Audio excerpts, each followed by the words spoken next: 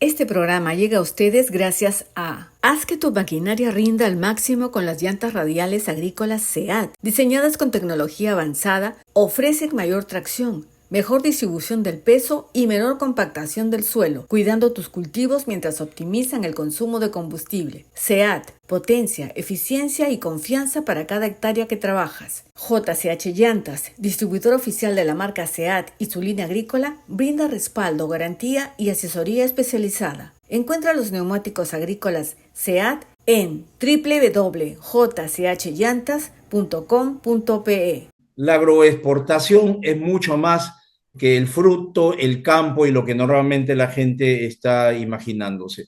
Del campo al contrato hay una distancia y unos pasos increíbles. Ya no es solo un negocio agrícola, es un sistema jurídico, comercial complejo donde el producto viaja miles de kilómetros y el riesgo se redistribuye por todos lados. Pero sin embargo, lo que le interesa a la gente es saber qué va a pasar si es que en el camino algún proceso se pierde y por lo cual tu plata puedes perder. Ese miedo, ese terror, tiene sin embargo unos amortiguadores últimamente y en el caso de Chile, que ha llevado la delantera a Perú, ha debido romperse la cabeza cada vez que ha enfrentado problemas inimaginables. Estamos ahora hablando nada menos que Sebastián Osman de la firma Dante, que falta un nombre que me lo vas a corregir, quien nos va a quitar alguno de estos demonios o nos va a tranquilizar. Y bienvenido a Perú, porque él está hablándonos desde Chile. Bienvenido a Agronegocios, Osman. Muchísimas gracias, José, muchísimas gracias. Y bueno, un placer estar aquí contigo y con la gente que nos está escuchando, ¿no? En efecto, Dante Legal, ¿no? Dante es una firma de abogados que se especializa justamente en la agroexportación, ¿ya? Asesoramos a exportadores de frutas en su relación con recibidores, transportistas y aseguradoras, principalmente con esas tres figuras. Y como bien tú dijiste, el objetivo es protegerlos, proteger su capital, proteger su inversión. En el caso de lo que ustedes están ofreciendo, estamos encontrando, por ejemplo, hay una tendencia hacia mayor profesionalización contractual o por el contrario, hacia más improvisación por esta presión del mercado en un día a día tan cambiante. Mira, la verdad es que yo tengo en este rubro más o menos un poco más, alrededor de 8 años, tal vez un poco más, ¿ya? En comercio internacional más todavía, ¿ya? Uh -huh. Ahora, la historia me dice a mí que este rubro es bastante informal, ¿ya? Históricamente ha sido informal. ¿Ya? Aquí se cierran transacciones de 50, 100, 150.000, 500.000 dólares y no queda nada escrito, ni, ¿no? Una vez vi un caso en donde se cerró la transacción con un emoji de una manito y un pulgar. O sea, eso fue así fue, se cerró un caso, una transacción de 200.000 dólares, imagínate. Entonces, pero eso sí, y yendo a tu pregunta, o contestando tu pregunta, año con año yo he visto que se va, digamos, formalizando un poco más, ¿ya? Todo, yo cuando empecé me parecía que el tema del contrato era como no, una cosa como que no les gustaba mucho, que no, pero año con año yo he visto que más se sienten los exportadores, los importadores cómodos con tener algo escrito, ¿ya? Y esto se puede dar por varias razones. Una, porque ahora muchos importadores ya están ellos mismos enviando sus propios contratos, ¿ya? Uh -huh. Y dos, también me da el parecer un poco de que el rubro, las personas, el exportador, ¿no? Esta comunidad se va dando cuenta que tal vez la palabra cada vez vale un poco menos. Entonces ya no vale con el no, es solamente el acuerdo verbal o dar la mano, sino que hay que tener algo más que te proteja. Claro, claro, definitivamente, aparte de la variación de precios, los imponderables en los mercados, el supermercadista, además, cada día te exige más cosas. Te dice, apúrate en llegar la mercadería, entonces tú tienes que madurarla, tener más tiempo para ahorrar el tiempo en el almacén. Es una locura esto. Cuéntanos qué tragedias han pasado en el camino y han tenido ustedes que parchar, si es que han podido. A ver, hay temas que son más de carácter comercial que son propios del rubro, Uh -huh. ¿ya? Hay problemas del día a día que son estos como tú dices. Oye, la verdad hay problemas con los retrasos en el transporte internacional, la fruta no llegó exactamente en el punto de maduración que se requería, hubo un retraso en esto, hubo un sobrecosto en aquello, ¿ya? Ujú. Pero realmente, creo yo, en donde más nosotros podemos ayudar al exportador y lo que más le preocupa al exportador es qué pasa cuando hay un impago por parte del recibidor. Esto me refiero al recibidor en particular, ¿no? Ujú. ¿Qué es lo que importa? Oye, ¿qué pasa cuando hay impagos del recibidor? Impagos que en el 90% del tiempo se disfrazan bajo problemas de calidad o condición. Ujú. En el seguro, no es normal que tú tengas un recibidor que quiebre, que desaparezca, que sencillamente te deje de responder los mensajes y entre mora y ya. Eso no es, ese no es la dinámica común de impago, ¿ya?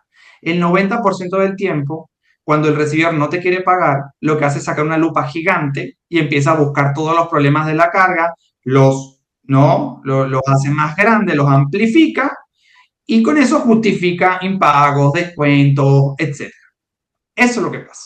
Y creo que ahí es donde entra más el problema o el miedo del exportador y que yo creo que claramente ese es el problema principal, ¿no?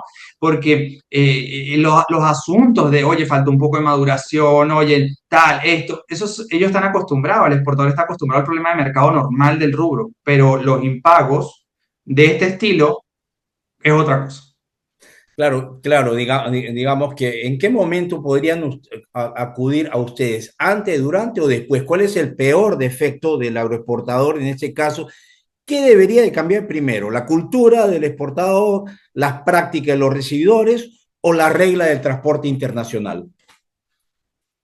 A ver, eh, el trans- voy a tocar la parte del transporte internacional porque yo creo que es un punto distinto, ¿no? El Ajá. transporte internacional es como un punto aparte entre la relación del exportador y el recibidor.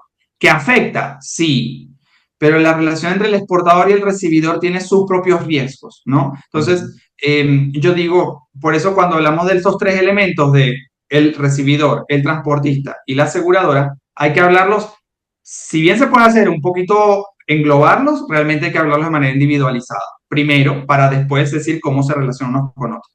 Entonces, si yo me enfoco ahora, siguiendo un poco lo que veníamos hablando de la relación con el recibidor, Ajá. ¿vale? Yo lo que diría que lo más importante que tiene que hacer un exportador es aplicar medidas preventivas. O sea, es prever. A ver, imagínense que cuando un exportador pone la mercadería encima de la borda del buque. Digo buque porque es el 95% del transporte, ¿no? El avión y eso también está, pero eso es lo de menos, ¿no? Ujú. Entonces, son menos las ocasiones. Entonces, una vez que el exportador pone la mercadería encima de la borda del buque, ya el exportador pierde el control sobre esa mercadería. Ya la mercadería la tiene el transportista, la mercadería después la va a tener el recibidor, pero realmente si hay problemas en el camino, lo que puede hacer el exportador es bien poco. En ese punto es muy poco. Entonces, lo que tiene que hacer el exportador es aplicar medidas previas antes de poner la mercadería ahí, ¿ya? Y esas medidas previas, medidas preventivas, varían según si es el recibidor, el transportista, la aseguradora, va a depender de cada uno. Cuando hablamos de recibidor, un contrato, diría yo que es la medida preventiva por excelencia. Ujú. Contrato corto, dos, tres páginas, a veces hasta una factura pro forma, una orden de compra funciona, ¿ya? Pero lo preventivo es lo más importante. Y con esto termino la idea. Ujú. Lo, las medidas preventivas son tan esenciales que si tú las aplicas el día de mañana no vas a tener ningún problema. O si lo llegas a tener, vas a tener un 70, 80, 90% más de probabilidad de solucionar tu problema rápido y a un bajo costo. Segurísimo. Entonces, lo más importante es eso. Y hay un tema cultural, lo que tú decías. Ujú. Creo que muchas veces el exportador tiende a ser más reactivo, ¿no? A Ujú. esperar que el problema se dé para que cuando el problema yo veo qué hago. El tema es que cuando el problema se da, si yo no hice nada previo, no apliqué medidas preventivas para cuando esta situación surgiese, cónchale, ya mi capacidad de solucionar ese problema se reduce muchísimo, muchísimo. Lo preventivo, claro, obviamente es lo más importante, pero el mundo va tan rápido y cambia las cosas tanto que si tuviera que dar una sola señal de alerta a un exportador antes de embarcar la fruta, ¿cuál sería? A ver, hay como varias ideas que se me ocurren, ¿eh? Varias ideas de, oye, señal de alerta, varias cosas se me van ocurriendo en la cabeza, ¿no? Un ejemplo cualquiera. Pero si la queremos simplificar, por así decirlo, Ujú, yo diría que si el exportador ve como mucho rechazo de parte del importador, ujú, de poner las cosas un poco más en blanco y negro, ujú, ya, sea a través de un contrato corto, sea a través de una factura pro forma con términos y condiciones, una orden, ¿no? Formalizar un poco la transacción. ujú, Si ven que ese recibidor tiene rechazo a hacer esto, no quiere formalizar nada, no, todo por WhatsApp, todo por llamadas telefónicas, casi que ni manda correos electrónicos, yo ahí para mí eso es un red flag. Ya eso es un ujú. tema de, ojo, porque esta persona no quiere dejar cosas por escrito, no quiere obligarse de más. ¿Ya? Eso yo diría que es una situación que yo diría, ojo, ahí. Es curioso, ¿no? Pero hasta me pienso en un libro en literatura de Oscar Wilde, cuando en La decadencia de la mentira, pues decía que hoy día la mentira ya nadie te la cree, tienes que tener un contrato por delante, ¿no? En todo caso, Ajá. viene esto frente a hechos, por ejemplo, que debes haber visto que no han querido pagar: daño por frío, pudrición, deshidratación, no conformidad con el nuevo estándar comercial, o si el daño ocurrió en origen, en tránsito, vicio propio del producto, o como pasa, por ejemplo, en el Perú, que de un día a otro nos cambian los límites de materia seca en un mercado por el tema de la palta o el tema de derechos humanos. Dime, esta cuestión es un pozo sin fin. Para cada tema tienen que elaborar una nueva estrategia. ¿Cómo hacen? Eso es lo que me pregunto, porque da la impresión de que el sistema estuviera hecho para no pagar cuando no se puede pagar, ¿no? Mira, qué pregunta tan buena, ¿no? Porque tengo mercados donde de repente el cliente tiene problemas de, oye, la materia seca no, en la palta, por ejemplo, ¿no? Hace poco tuve un caso donde justamente la palta llegó perfecta, los QC salían chéveres, todo bonito, pero la materia seca no estaba bien. Pero el QC no revisaba el tema de la materia seca. La materia seca se lo informaba el importador. Mm, Eso después generó una pérdida gigantesca para el exportador, ¿ya? Porque no le prestó atención, porque como los QC estaban saliendo bien, no le prestó tanta atención al tema de la materia seca. Entonces, eso que tú comentas es súper importante. Ahora, yo creo que para no ahogarnos, ¿no? En todo el conjunto de problemas que podrían existir, yo creo, yo mm, creo que hay que posiblemente enfocarse en las cosas más que pasan más normalmente, ¿no? Entonces, mm, lo más común, les puedo decir esto, con recibidores, lo mm, más común son problemas de calidad o condición. Oye, la mercadería no está como habíamos acordado, no llegó bien, los calibres, todo ese tipo de cosas. Pero esos son problemas normales, no. Esos son problemas como un poco del día a día.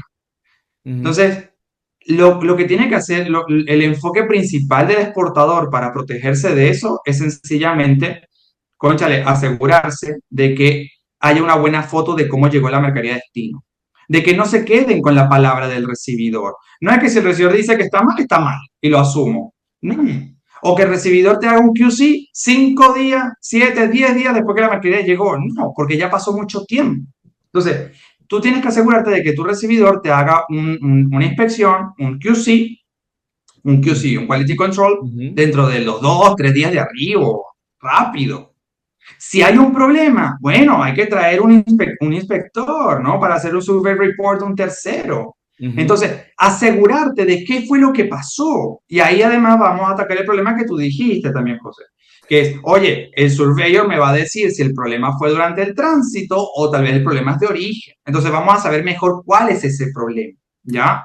ajá. Entonces, yo diría que, sí, disculpa. No, no, escucho, escucho. Ah, entonces, yo diría que no es necesario ahogarse con todos los potenciales problemas. Lo más importante es enfocarse en cómo yo reviso esa mercadería apenas toca destino. Importante. Con transportistas, los problemas más comunes, el transporte marítimo me refiero, ¿ya? Que es por lejos lo que más, ¿ya? Ujú, Este, con transportistas los problemas más comunes que escuchamos, el 70-80% de los problemas son por rompimiento en la cadena de frío y retrasos. ¿ok? Esos son los dos problemas principales, ¿bien? Ahí lo importante es, cónchale, actuar rápido con el transportista, ¿ya? Presentar cartas de protesto, apenas la mercadería llega a destino, cartas de protesto me refiero, no el claim, en la carta de protesto cuando te enteras de que puede haber un problema, porque viste que se está retrasando mucho, porque en los termógrafos está habiendo rompimientos, entonces, cartas de protesto, inspecciones en destino, coordinar bien con el recibidor la presentación del claim, ser rápido, ¿no? Invitar al transportista a inspeccionar la fruta, esas cosas son importantes. Entonces, el claim es el último paso del reclamo al transportista, porque todo el reclamo tú lo tienes que preparar, ¿no? Ujú. Entonces, desde el momento que te percatas que viene algo. Y finalmente, con los seguros, ¿ya? Va a depender mucho de lo que diga la póliza, pero yo en términos generales, como, digamos, como consejo estándar, siempre le digo a la gente, oye, mientras tú mantengas informado el seguro de absolutamente todo, no deberías tener problemas. Hubo un problema, seguro hay un problema, voy a presentar una carta de protesto, te pongo en copia. Ujú. Todo informado. Sí, dime. Bueno, como todo el mundo tiene un plan B en este mundo donde te colocan la culpa a ti antes que uno asumirla, eso no es un tema ya cultural, ya es universal, creo, ¿no? En tu práctica, ¿qué tipo de transacción genera más conflicto, ¿no? Digamos, la consignación libre, si sea el caso, el mínimo garantizado, el price after sale. ¿Qué cláusula suele ser la primera que el recibidor intenta relativizar o incumplir para tomar un punto de referencia? La más riesgosa para el exportador, por lejos, es la libre consignación. Eso no hay mucha discusión. O sea, porque en la libre consignación tú le das tu mercadería al recibidor, el recibidor te presta un servicio, ya, como agente, él lo que hace es vender tu mercadería, pero él no compra tu mercadería, ya, él maneja tu mercadería y la vende, ¿ok? Entonces, el problema es que tú no controlas a quién se la vende, los valores, pucha, el recibidor, las únicas, tiene solo dos obligaciones usualmente, es gestionar la mercadería con diligencia, ¿ok? Ser responsable, digamos, y venderla rápido. Pero de Mm. resto, no está obligado tampoco a vender precio de mercado, eso tampoco es una obligación de él. Entonces, ahí el recibidor está un poco, hace lo que quiere, básicamente. No es así, ¿no? O sea, pero digamos que su ámbito de acción es muy amplio, ¿ya? Y después también liquidaciones. Vendí así, descuento esto, mi comisión, todo. Entonces, esa es la más riesgosa. Me gustaría saber si este comercio internacional, ¿no? Digamos, fruta o granos secos, en gran parte, son mayormente relaciones formales o también informales, porque antes con un suizo tú hasta ahora no podías la palabra y te desembolsaba un montón de plata. ¿Algo me podría decir al respecto para actualizarme? Yo, yo creo que en términos generales, o sea, si Ujú. hablamos de frutas, el comercio sigue siendo informal. Esa es la realidad. Esa es la realidad. A nosotros, los Wow. casos que nos llegan, que el caso tenga un contrato de por sí, yo te diría que es lo mejor. El 10% de las ocasiones hay un contrato de por medio. De resto es, oye, aquí están los emails, aquí está a lo mucho una factura pro forma o ni siquiera una orden de compra. Eso es lo más, lo que, si hay algo, a veces hay una orden de compra, ¿ya? Entonces, diría que va así, ¿no? No me digas qué empresas, porque tiene que cuidar un poco esto, pero a nivel, digamos, global, gigantescas podrían también manejar este asunto y lo dejan en manos de la confianza de supermercadistas. Ah, yo conocí a tu papá, yo te conozco a ti de Chile, al trader.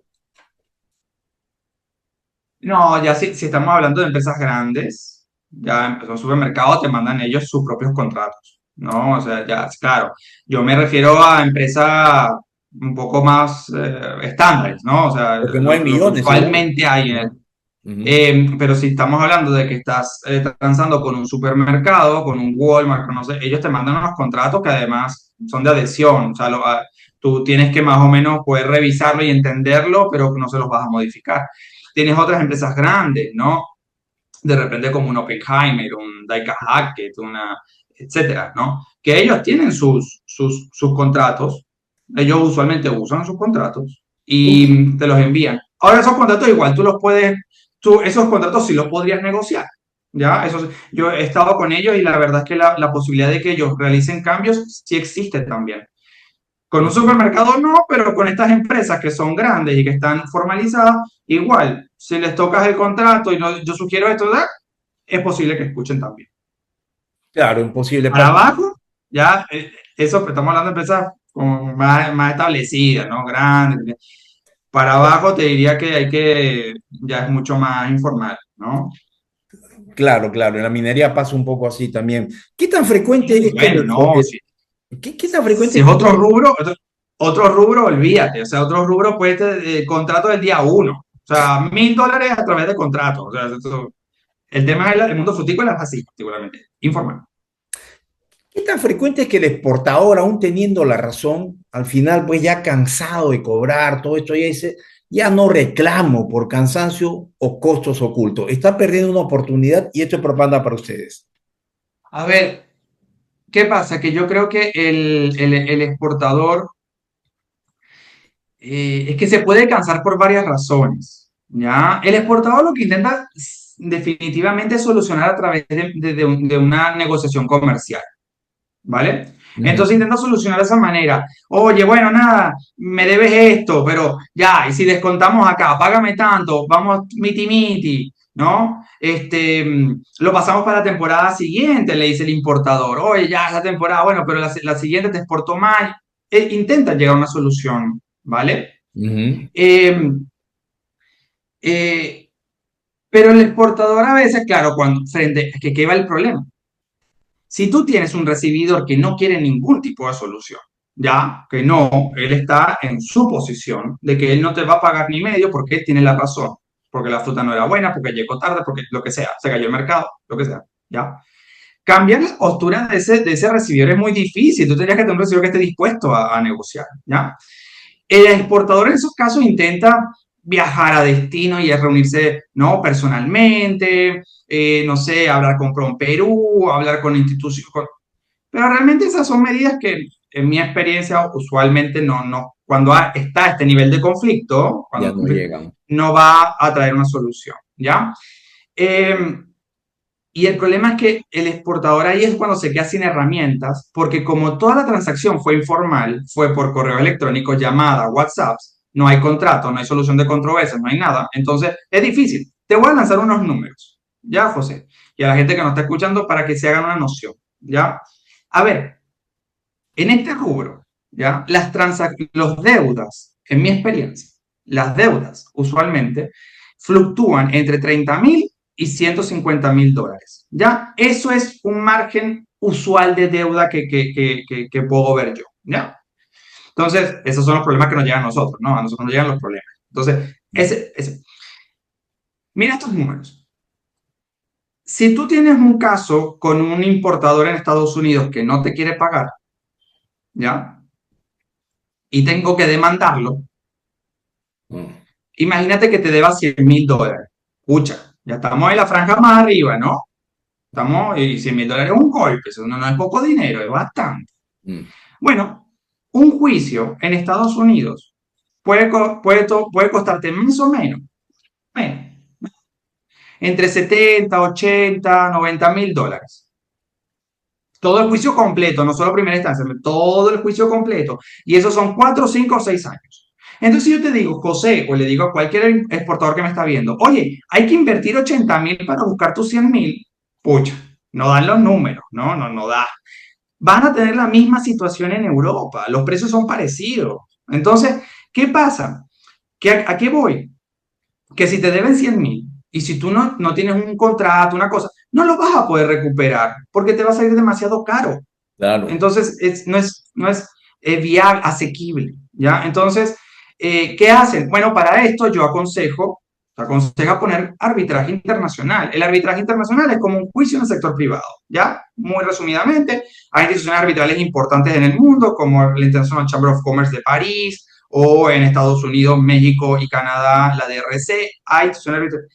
Y usualmente el valor de esos arbitrajes es un porcentaje de la transacción. Entonces, tal vez por $100.000 tú podrías esperar invertir 10.000, 12.000. Entonces, yo te digo, oye, para buscar tus 100.000 hay que invertir 10. Ah, bueno, ¿no? Ya el número como que tiene sentido. Y el laudo solamente lo tienes en un año. Entonces, ves cómo solo porque tú acordaste el arbitraje al inicio, un contratito, un acuerdo. Ahora tus $100,000 los puedes recuperar. Si no, no podías. Ahí está. Por eso es que si tienes medidas preventivas, el día de mañana vas a poder solucionar tus problemas rápidamente. Y ojo, para que nos escuche para todo el mundo. Esto no es para ir a caerte a juicio con todo el mundo. Esto no es para ir a demandar a este y mandar, porque nadie quiere ir a juicio. Pero, cónchale, si tu recibidor sabe que para ti es fácil, asequible, rápido, fastidiar la paciencia y cobrar, tu recibidor va a preferir pagarte a ti. Y va a decir, oye, ¿sabes qué? Al peruano págale, ¿no? Porque si no, mañana al colombiano, al argentino, después ve. Pero al colombiano págale porque mañana tengo la puerta acá tocándome fastidiando. Entonces, eso es lo que queremos lograr, que sea preventivo. Y esa creo que es la solución, ¿no? Con recibidores, después podríamos hablar más cosas con transportistas, porque Perú, por ejemplo, tiene las reglas de Hamburgo, eso es otra historia, ¿ya? Entonces, pero eso es, no sé si ahí respondí más o menos tu pregunta. No, sí, en realidad yo creo que la gente que, por ejemplo, hay muchos iniciados, cooperativas de café, que tienen envíos que van por ahí, ¿no? Por lo que está señalando, y mucho más grandes, a veces, digamos, confían a ciegas en alguien y todo el mundo dice, yo te lo voy a resolver, no te preocupes, y al final pasa así en Chile, diles algo a ellos, a lo del café peruano, a lo de las nuevas empresas que exportan 1 millón, medio millón. Mira, la verdad es que el mensaje que más les puedo dar es tomen medidas preventivas, definitivamente. A ver, cuando tú empiezas la transacción, todo suena bonito. Todo el mundo habla de lo bien que les va a ir, del mucho dinero que van a hacer esta temporada, todo es perfecto. Pero cuando llegan los problemas, ahí ya cada quien, ya. Entonces hay que protegerse. Hay que protegerse con todo el mundo, con los nuevos clientes más todavía, pero también con los antiguos, con los amigos, con las empresas que son aliadas. También protéjanse, tomen las medidas preventivas mínimas por lo menos, porque a la hora de los problemas, las empresas, cada quien jala para su lado. Entonces, eso es importante. Aquí las pérdidas más chicas son de los $15,000 en adelante. De los 30,000 arriba quieren reclamar, pero para abajo siempre pierden, ¿no? Entonces, tienen que pensar que aquí no solamente estamos hablando de pérdidas grandes, ¿no? De 50, 100,000, ¿no? También hay pérdidas invisibles que las llamo yo. Oye, no te pagaron 5,000, te hicieron un descuento de 10,000 que no correspondía. Hay 15 que faltan acá. Oye, saca la cuenta exportadora al final de la temporada cuando te salieron los micro descuentos, ¿no? Entonces, hay que protegerse. Y lo mejor, y lo que yo más les puedo aconsejar es sean preventivos. Ahí es donde yo me voy a quedar, sean preventivos, porque una vez que surge un problema, uno iba como un bombero, ¿no? A intentar apagar el incendio sin herramientas, ¿no? Sin camión, sin manguera, sin agua. Pero si tú trajiste tu camión, pusiste agua al camión, tienes espuma, lo puedes solucionar. Bueno, es lo mismo. Vamos a hacer una cosa, José, vamos a hacer una cosa. Quien nos esté escuchando y me escribe y me diga, oye, te vi en la reunión, te vi en la entrevista con José Calderón, le vamos a dar una mentoría gratuita, ¿vale? Una reunión de 1 hora con nosotros, a que nos cuente la situación que tiene, si tiene un problema que solucionar o si quiere ser preventivo, nos juntamos y le damos esa asesoría gratuita, ¿vale? Muy bien, Dante, ha sido muy buena esta primera reunión, van a haber varias, estás invitado como siempre acá y encantado de aprender una vez más de nuestros amigos de Chile que también están disfrutando de menores precios para Asia por Chancay, así que, ok. Buenísimo, José, muchísimas gracias a ti por la invitación y por este espacio. Un placer. Y gracias a todos los que escuchen también. Un placer. Chao, pues. Ya Muchas nos gracias. vamos a hablar.